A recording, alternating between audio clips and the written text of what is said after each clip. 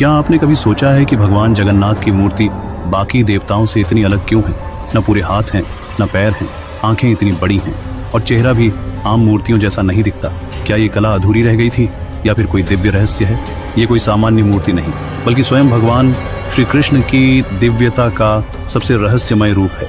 ये कहानी शुरू होती है उस समय से जब द्वारका डूब गई थी और भगवान श्री कृष्ण ने पृथ्वी से विदा ली थी।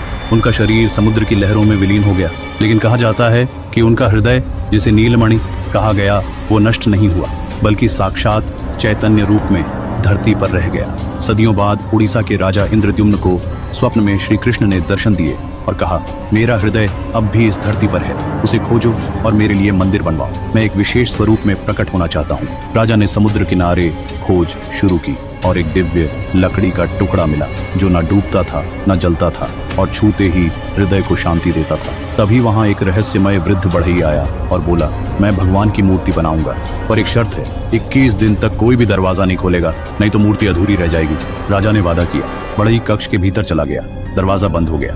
अंदर से कुछ दिनों तक आरी हथौड़े की आवाज आती रही। फिर सब कुछ शांत हो गया। जैसे जैसे दिन बीतने लगे, राजा को चिंता सताने लगी। 15वें दिन उन्होंने दरवाजा खुलवा दिया। अंदर वृद्ध बढ़ई नहीं था, वो गायब था, जैसे धरती ही निकल गई हो। लेकिन वहाँ 3 मूर्तियां थी, भगवान जगन्नाथ, बलभद्र और देवी सुभद्रा की। लेकिन मूर्तियां अधूरी थी, न हाथ पूरे न पैर, आंखें बड़ी बड़ी और चेहरा अत्यंत भावुक। राजा घबरा गया। क्या मैंने गलती कर दी?